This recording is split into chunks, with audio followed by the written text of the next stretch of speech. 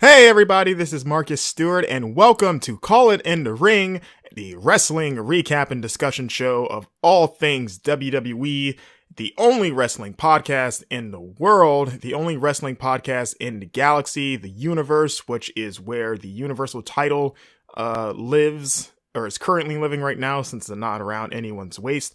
The belt is listening to this show in space, because that's what belts do when they're not being watched by their human masters.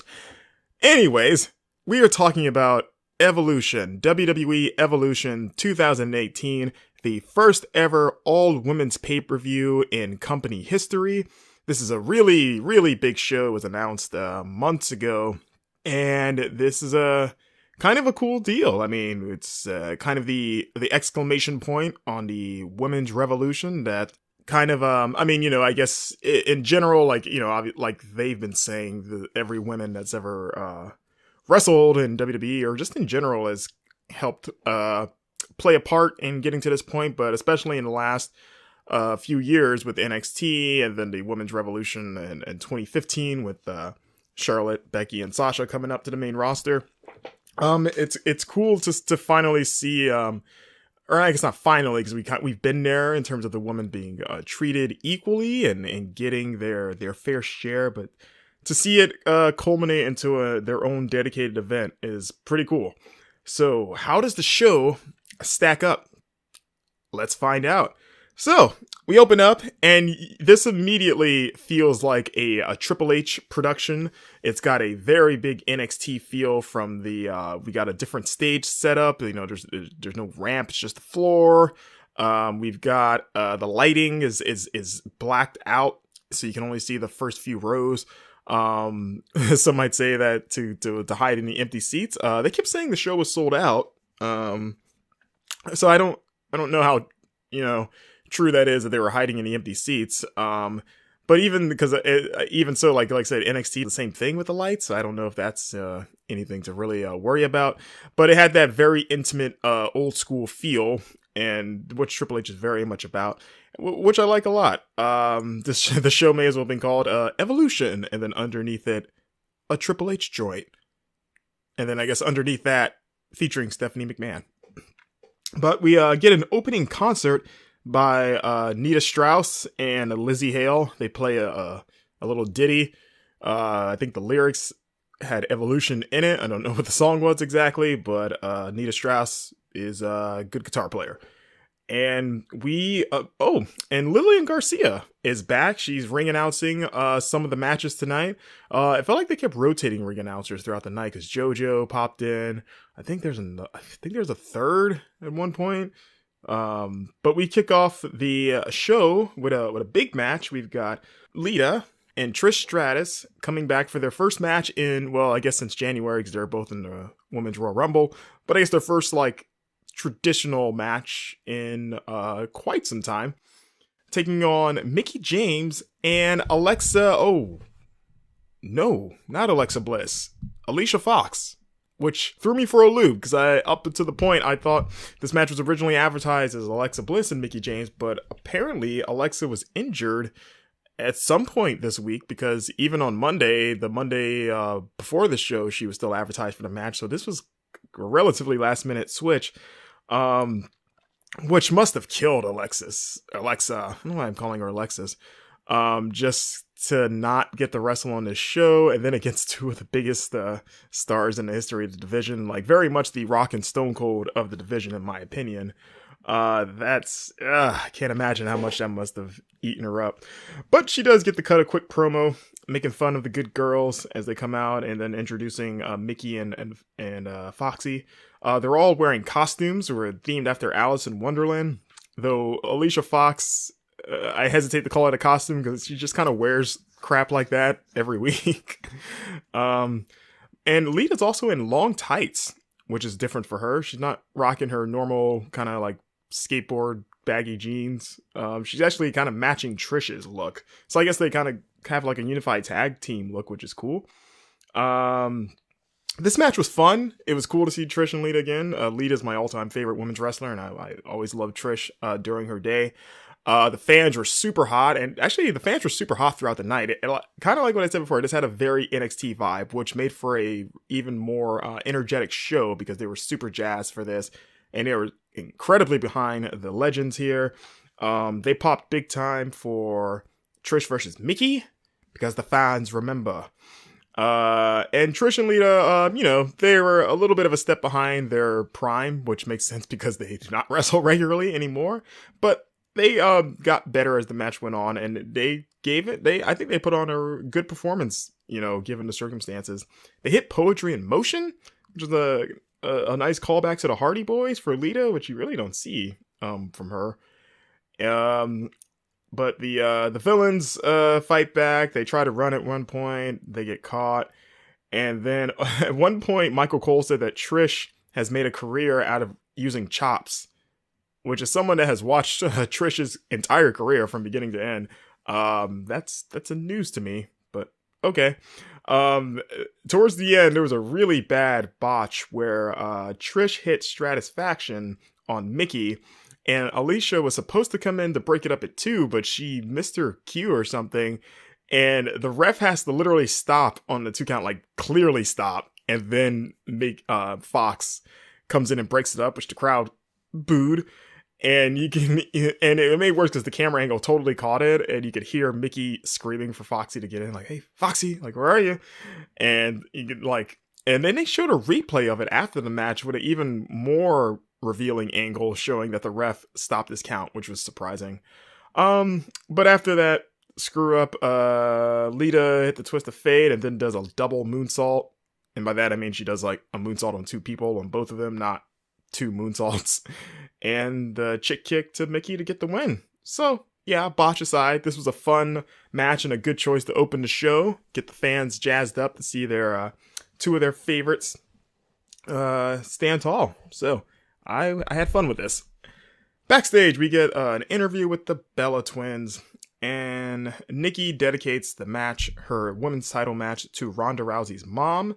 Because she's been disappointed her whole life with her daughter, but she's gonna give her something to be happy about.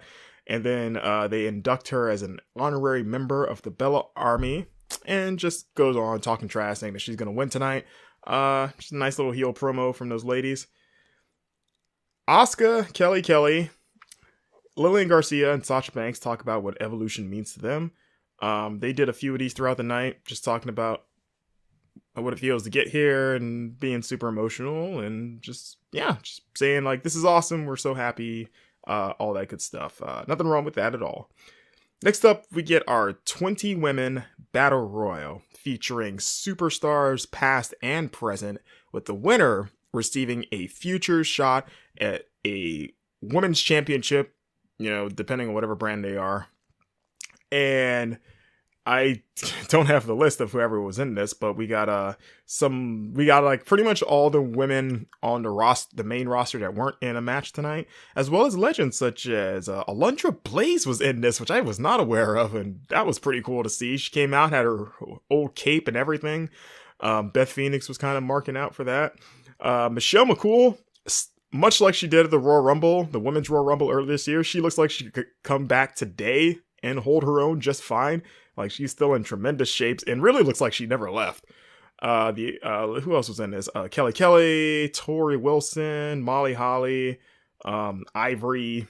Just, nice little who's who of old talent.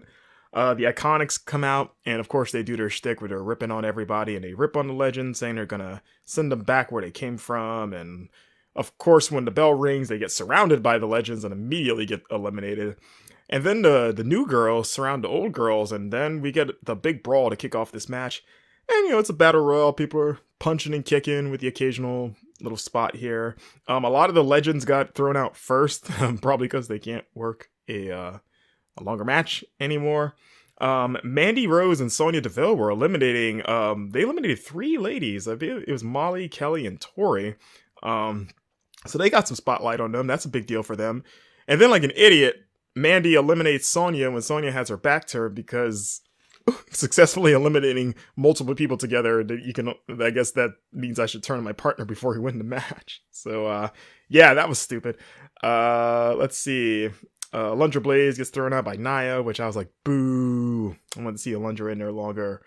But this was fun. They did a quadruple suplex spot. Nia and Tamina had their little showdown, which doesn't mean much because it's Tamina and she hasn't meant anything ever really.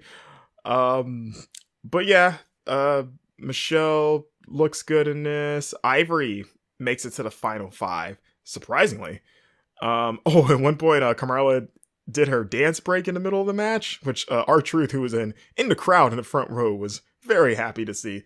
And Ivory dances with her, but then Ivory gets thrown out by Asuka, I believe. Yeah, it was Asuka. And then at one point we got a showdown between Ember Moon and Asuka, calling back to their very good rivalry in NXT. Though I hesitate to call it a rivalry when Asuka literally won every single match against them.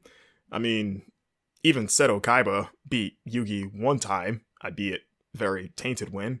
But you get what I'm saying.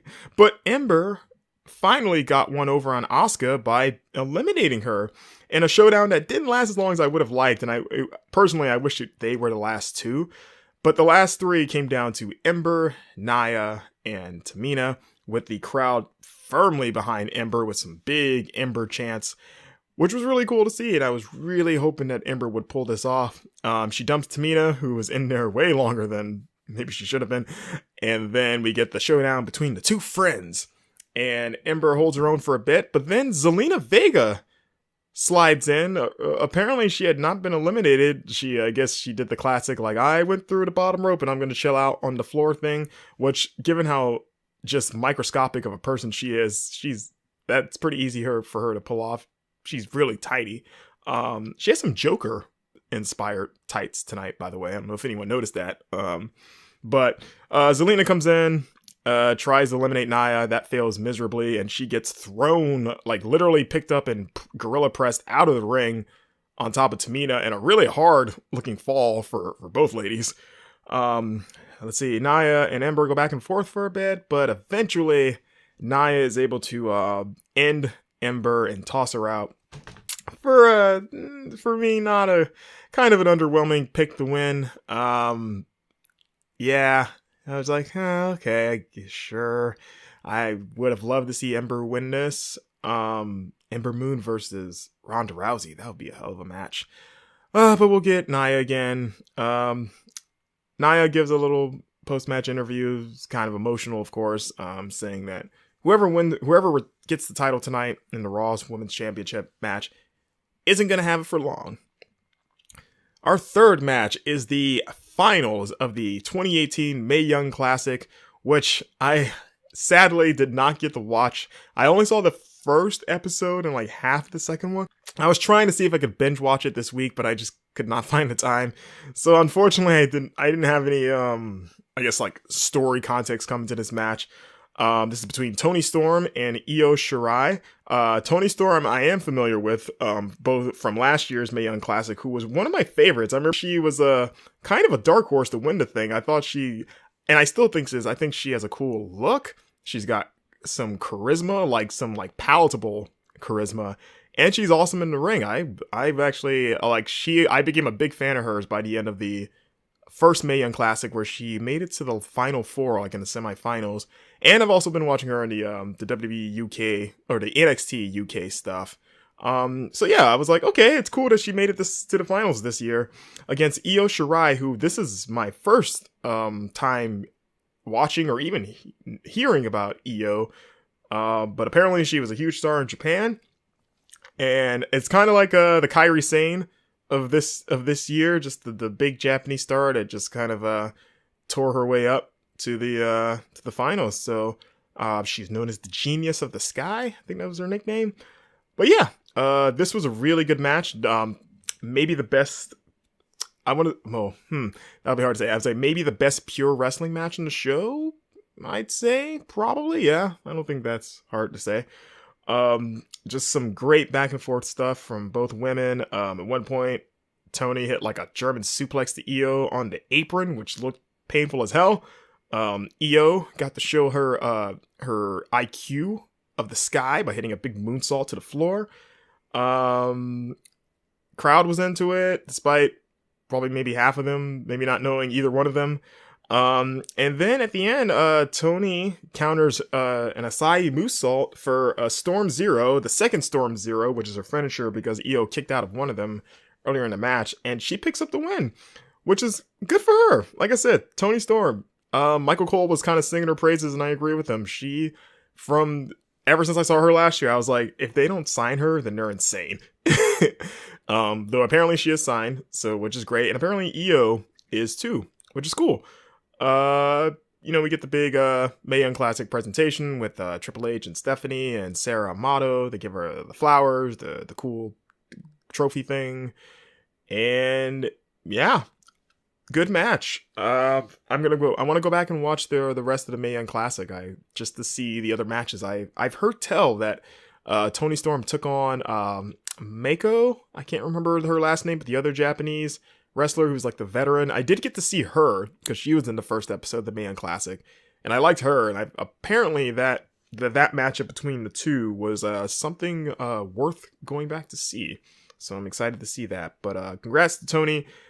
I expect a lot of big things from her in the WWE. So let's see. We get another video of some girls talking about Evolution, what it means to them. This time is Alundra Blaze, Naomi, and Eve Torres, who was not on the show tonight, but she was in this thing. But yeah, they give their own take on it. Our next match, the Riot Squad, taking on Sasha Banks, Bayley, and Natalya. The Riots come out wearing some horror movie inspired costumes, where Ruby was Jigsaw. Sarah Logan was I think she Leatherface, believe, and Liv Morgan was Pennywise from It, which I would have never guessed until the commentators said it. It was more or less her wearing the same thing she normally wears, but with like writing on her chest. I was like, oh, is that what that's supposed to be? Is Pennywise? Okay. Though I will give Liv Morgan credit because, and I've thought this for a while, but this match kind of solidified it because she was kind of all over the place in this match. I feel like she is the best, or she is the most committed to the Riot character. The whole chaos thing. I mean, Ruby is too, but Ruby plays her role as the serious leader, which is fine because that's what she should be, and she does it well. Like she's about chaos, but she's the serious kind of like the smart, conniving. Like she's the one that puts the plans together. Like she is the Seth Rollins of the Riot Squad. She's the architect, and Liv Morgan plays the kind of I guess if we're going to use a Shield analogy now that I've started it, I guess she's the Dean Ambrose. Like, she's the crazy one of the group, but she plays it so well where she very much, it channels a Harley Quinn vibe to her, which I would have to imagine that's intentional. Like, that has to be what she's going for, and not just because of the pigtails, but she has very much a strong Harley vibe to her. And just her, the longer she's been in this group, her mannerisms have gotten better, her just the little things like facial expressions and how she just comes across as this wild child is really, really great stuff. And I don't know why. I mean, in this match particular, like just the stuff she was doing really solidified it. The different colored tongue is a different thing. I mean, George Steele has been gone long enough now where that could be new again. And then it kind of reinforces Sarah Logan, who still feels like the odd woman out in this group. And even though the Riot Squad is supposed to be a team of misfits, she somehow feels like a misfit in the misfits. Like she just feels like a really weird fit for this group. Like she's a country girl, but she's a Viking too at the same time, but is not really leaning in that direction at all, except for some face paint and the commentators telling us that, hey, she's got Viking heritage. And then the promos aren't helping either. They're not great. I don't know. She's definitely the least interesting and the least like believable of the group. Like I can buy Ruby and Liv as like, yeah, they're agents of chaos or whatever they are. And also they're like, Sarah Logan feels like the tag along friend that's just kind of pretending to be into it, but maybe isn't either out of fear of getting kicked out. I don't know. That was a weird tangent to go on, but that was more or less to compliment Liv. But yeah, like I said, Liv was kind of all over the place in this match. The good girls do their normal stuff. At one point, Sasha and Bayley did their kind of cool backstabber into a Bayley to belly combo on Ruby, but Liv broke it up by shoving Sasha into Bayley, which kind of made it think like, oh, are we going to start getting problems between Sasha and Bayley again? But it does not go anywhere. At one point, Cole says that he's surprised that, because like Sasha is laying down, and then Ruby is gonna jump and do like a senton from the top rope on top of her, but then Bayley crawls over on top of Sasha to like protect her. Like she's like the Lita climbing on top of Matt Hardy to protect him from Stone Cold Steve Austin's chair shots. Two-man power trip reference there. And then, Ruby jumps and crushes Sasha, which I wonder if that would hurt more or less if you're Bayley, like, or if you're Sasha. Like, does that really hurt less if someone's on top of you and then someone jumps on top of that person on top of you? I don't know, something about that seems like that would still hurt, or maybe hurt more, but I don't know. But yeah, Cole is like, oh, I'm surprised that Bayley did that, given all the issues that they've had. It's like, they haven't had any issues in like months now. Like that part of their story has very much been dropped, which I think, I don't know, it was either Beth or Renee that kind of called it out. Like they're friends now. So that was Cole's stupid line of the night, which, to be fair, I think this was his only stupid line of the night. Because he was good tonight. And Michael Cole, I think we all forget, is when you can kind of tell the shows that he does when Vince isn't in his ear, because he's a very different commentator. Like, he is much more tolerable, and you kind of get to see how good he actually kind of naturally is. Like listening to him in the Mae Young Classic and even other like network shows. Like, I remember being like genuinely enjoying him and the Beast in the East special from a few years ago, the one I was in Japan. He comes across as a more neutral, kind of like straightforward wrestling commentator, and not having to say the same things over and over to plug a show, or just dumb, I guess, Vince isms. So I highly doubt Vince was in his ear tonight, because he did not sound like that Michael Cole. But yeah, let's see. Natty hit a double sharpshooter, and then the good guys win when Sasha hits a frog splash on, I think, Morgan. And yeah, just a nothing match. The good girls win. The bad girls are upset. Sarah Logan's probably going to get kicked out of the group. I'm just saying that there's nothing indicating that was going to happen, but man, they should probably put Nikki Cross in that group. I'm just saying. Anyways, we get another What Does Evolution Mean to Me video, this time with Stephanie McMahon, Molly Holly, Alicia Fox, and Nia Jax. Michael Cole thanks the women personally, and Renee Young thanks the men who helped them get to this point, which is a nice touch. Not saying that we were looking for thanks, and I don't know why I'm saying we, because I had nothing to do with this show, but you know what I'm saying. I thought it was a nice touch to mention that. Our next match is the NXT Women's Championship match between the challenger, Shayna Baszler, the Queen of Spades, taking on the champion, Kairi Sane, the Pirate Princess, and her Disney Nautical Adventure theme music, which is awesome. I don't review NXT, but I do watch it every week, so this kind of gives me a chance to talk about NXT. I've been a big fan of this rivalry since the Mae Young Classic, Shayna and Kairi. I think it might be almost underrated. It's one of the best kind of like rivalries in the last year, where they've, it's not something that's really been run into the ground. They had their Mae Young Classic finals where Shayna was the favorite, and then Kairi kind of upset her, even though Kairi was a favorite. But I think everyone assumed Shayna would win because she is one of the 4 horsewomen of MMA, alongside Ronda Rousey and the other 2 women, which we'll get to in a bit. And since then, Shayna became NXT Women's Champion back during WrestleMania weekend, and terrorized the NXT Women's division, just stomping on arms and doing all kinds of bad submission stuff. And then Kairi, the one girl that beat her, basically, the one that got away to a degree, reemerged to challenge her for the title, and then beat her again. So I like the story of Kairi being this underdog, because she's like, besides being smaller, but like the nice kind of plucky somewhat goofy pirate girl who just has the number of this super serious MMA murderer lady. And so this is the rematch from their NXT Takeover Brooklyn match, or was it Brooklyn? Yeah, it was Brooklyn. I'm a huge fan of Kairi bringing the belt out in a treasure chest. Besides the fact that that's just goofy and awesome, I love creativity, and I think that's that might be up there as one of the most creative ways for a champion to kind of present their title or carry their title ever. And it fits perfectly with their character, so I've loved that. And this was another good match. These two work well together. Shayna's such a great heel. Like, she is one of the few heels on the roster that you genuinely want to see get her ass kicked, because she plays her like that kind of like bully, I'm better than everybody character pretty much perfectly. And Kairi is just like the perfect underdog that you want to get behind. Like, between like, she just oozes that that nice girl mentality, and then the goofy pirate gimmick is just, it's hard not to like it.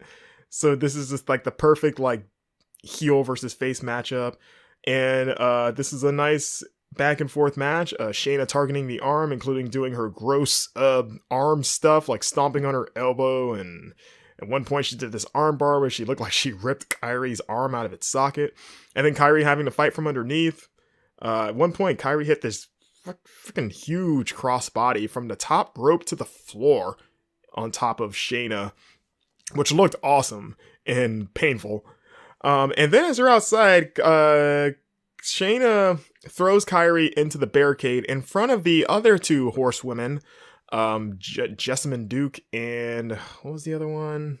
Marina Schaefer. I believe Marina is married to Roderick Strong, other NXT wrestler, if you're not aware. But so Kairi backdrops Shayna into her horsewoman friends, kind of wiping them out, and then gets Shayna back over. And as she goes to chase Shayna, Jessamine grabs Kairi's hair because she's mad, and then Kairi just backhands the shit out of her. As she should. And then as Kairi gets back in the ring, Marina jumps the barricade and climbs into the apron to try to distract her, and then she gets knocked down, and security is awful to let these women just jump the barricade like this. And now Kairi is effectively fighting 3-on-1 because she's trying to wrestle Shayna, and keeps getting distracted by the other two. At one point, she escapes the Kinafune. I always forget how you pronounce Shayna's finisher, like the Kinafune lock, the Hinafune. I don't know what you call it. Her submission, her like rear naked choke thing. And then Jessamine again gets a cheap shot, nailing Kairi from the outside while the ref is distracting, allowing Shayna to get her Kinafune, Hirafune, whatever, choke on Kairi.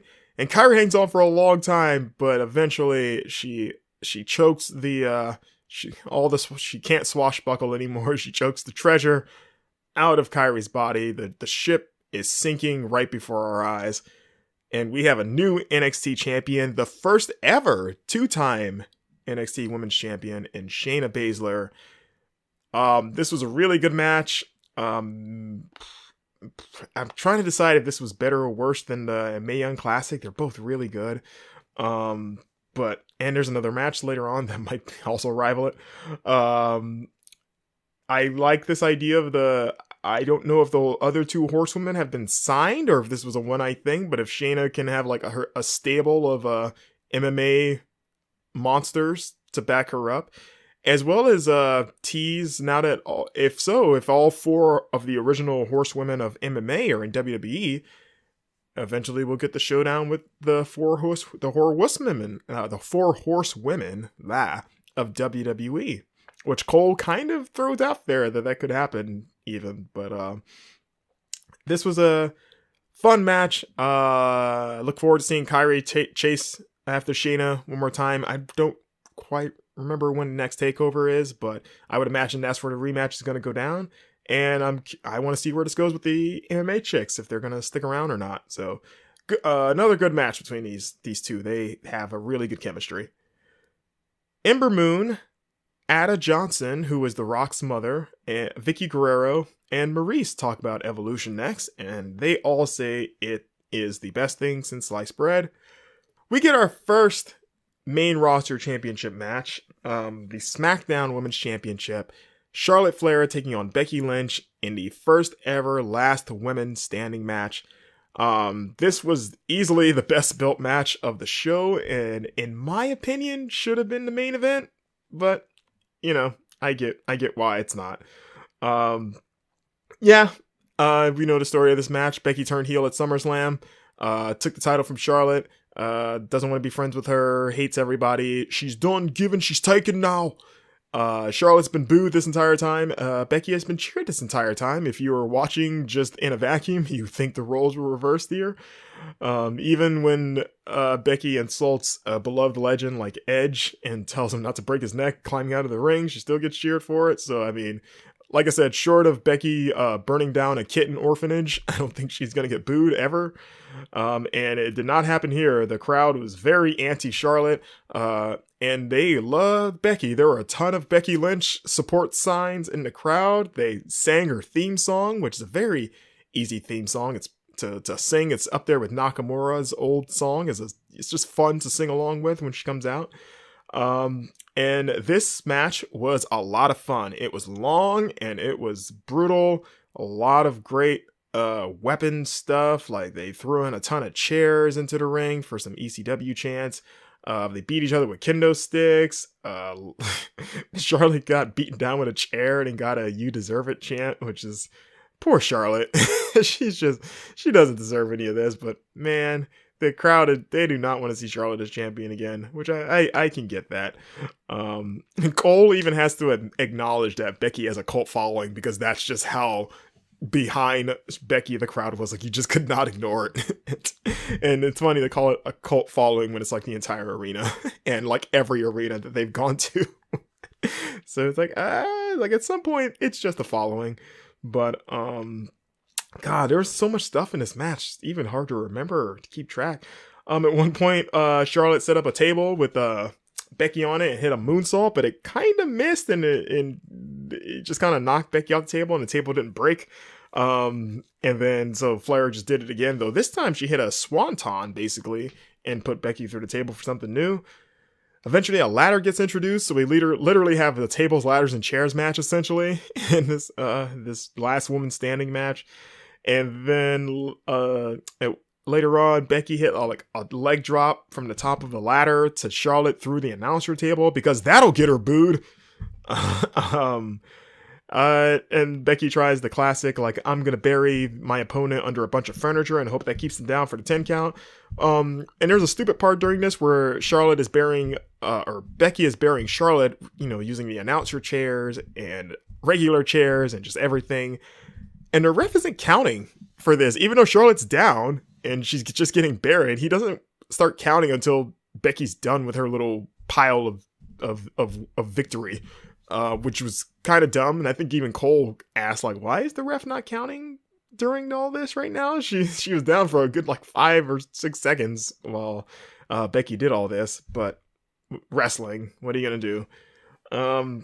This match has a pretty brutal ending too, where Charlotte sets up another table outside the ring, beats the crap out of Becky, throws her on top of it, goes up to the top rope to hit her another moonsault, and hopefully one that would have hit. But we'll never know, because Becky hops right back up, goes up to Charlotte, and power bombs her off of the top rope, through the table to the floor, and she crashed hard. Her head more or less just hit the mat, and it looked like the table didn't really break much of her fall. Like, the table just kind of snapped clean in half, and Charlotte just kind of ate floor, to me, at least it looked like to me. And she sold that thing super well, probably because it legitimately looked like the most painful thing ever. And that is enough to keep her down for 10, and Becky gets the win to a huge pop, because Becky can do no wrong at this point. And yeah, I'm actually kind of surprised. I probably would have bet on Charlotte winning the title here. But hey, I'm great for Becky. I've always loved Becky Lynch, and I like Charlotte too. But I was hoping to get more of this Becky heel title run for a bit. So now that she has beaten Charlotte definitively at this point, who does she move on to? My hope is Asuka, because Asuka and Becky have never faced each other, and that would be a hell of a match. So that's kind of why I thought that Asuka would win the Battle Royal to set that up. But I mean, it could be set up by other means. But that is my fingers crossed. That'll be the next her next opponent. As for where Charlotte goes, turn her heel. You may as well. She's a more natural heel, and she has all the ammunition in the world to do it by just turning on a crowd and being like, "You guys didn't even support me when my best friend was doing all this crap to me and being a terrible person, and you cheered her over me. Well, screw you guys." So that probably should happen sooner or later, at least to me. So we'll see. But this was a really, really good match, and this has been a really, really good show so far. Like right now, this is rivaling the Mae Young Classic and the NXT Women's match. It's like, is this the match of the night, or was this one? I don't know. They're all really good. And this brings us to our main event of the night: Ronda Rousey defending the Raw Women's Championship against one Nikki Bella. Of course, this started when the Bellas turned on Ronda after pretending to be her friend for months and talking about how Ronda is piggybacking off of what they believe their spotlight, and how they have been the ones responsible for the women's revolution because they've been knocking down doors. Of course, Ronda got in the very, very great line saying that the only door that Nikki has ever knocked down was the John Cena's bedroom, which basically won the feud right there. And Ronda promising to straight up end Nikki tonight. The Bellas come out with Brie carrying a big old flag that says Bellalution on it, which is a very stupid term, but it works for them because they're villains. Ronda immediately takes down Nikki and helps her back up and just kind of toys with her for a bit, just flipping her around because she's Ronda Rousey fighting Nikki Bella, and on paper this shouldn't even be a competitive match. But it is, thanks to some outside interference from Brie, which is why the Bellas would have any sort of chances, because, the numbers game. Brie interferes a lot in this match, and allowing Nikki to get in some surprisingly long stretches of dominance here, just negating Ronda's comebacks and then distracting the ref so that Nikki can get in a cheap shot. And this was a good match, and the crowd was surprisingly split. I didn't expect to hear as much support for Nikki as I did. I wonder if that's people either being anti-Ronda, or is it more like the kind of the reality show crowd that know Nikki primarily from that, because that's kind of what you would know from her primarily at this point. But I was surprised to hear the like dueling chants for both sides. Eventually, Brie tries to distract Ronda again, as Ronda has Nikki up for her Samoan drop, and then Ronda ends up just pulling Brie into the ring on top of Nikki, so she does a double Samoan drop to both of them because she can. She then goes outside and then finally gets rid of Brie by throwing her over the announce table to get rid of her for good. Nikki hits the rack attack. Ronda kicks out of that because she's like, "Bitch, please." And then in a pretty cool looking finish, Nikki goes up to the top rope to do something, and then Ronda just runs up there and then turns whatever the hell Nikki was gonna do into like a roll up from the top rope. Like, she flips Brie and herself over off the top rope to the mat and like turns it into the armbar. Like, she basically does like a roll up into the armbar from the top rope, and it looked really cool, and just yanks on that thing, and Nikki taps out pretty much immediately to give Ronda the win, so she retains the title. This was a fine match, a little more competitive than I was expecting, but Ronda can sell pretty well. She's kind of like Brock Lesnar in that you would never imagine Brock Lesnar being able to sell really well, given that he's always presented as an unbeatable monster, but when he takes offense, he'll sell his ass off, and Ronda's kind of the same way. But yeah, this was a good match. Ronda celebrates for a while. She's kissing her husband. The Bellas are all pouty, and Nikki says that this isn't over, which I'd be surprised if it wasn't. Are the Bellas sticking around longer? And then Ronda goes up to the stage, and we have all the women there on the stage, and she hugs them, and we kind of get the final shot of all the women just, soaking in the moment and enjoying the accomplishment, which is this show. And that wraps things up. We get a big video package recapping the show with the music, the theme song, and that's Evolution, the first ever WWE Women's pay-per-view. It's in the books. We're done. And it was a very good show. All the matches were good. There wasn't even like a average match. Like, maybe the worst match was the 6-woman tag, I guess, and that was totally fine and good. But yeah, you had three really good to great matches, and the last woman standing match, actually that was probably a great match. I'll bump that up. And then the Mae Young Classic and the NXT Women's Championship match. The main event was fun. The opening match was fun. The Battle Royal was fun. Like, I enjoyed the show, and it had that great NXT like vibe of like just sticking to the wrestling, getting to the matches, had that more intimate feel. The commentary was really good. It wasn't the annoying kind of weekly show commentary. Like, this felt like I said, it was a Triple H joint, and I had a lot of fun with the show. And also, it was succinct. It was only about 3.5 hours, so it didn't overstay its welcome. And it just felt good watching it. Like, just the air of positivity of like hearing all the ladies talking about how important the show really is. Like, I know some fans might be sick of hearing like they're like, this is such an inspiration and that stuff, but this really is a big deal.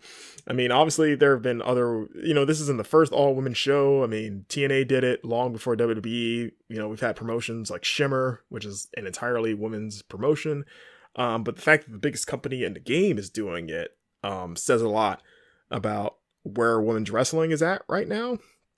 And to hear the crowd being like from beginning to end, the crowd was completely into this show. Like, they were hot. Like I guess I keep saying this, but like a very NXT crowd. Like, they reacted to everything and everyone, which raised the show even higher than it was. So it was just a really positive feeling show. Like, I kind of walked away feeling really good having watched the show, and I would love to see another one. And I can't imagine that we don't get another one of these maybe next year.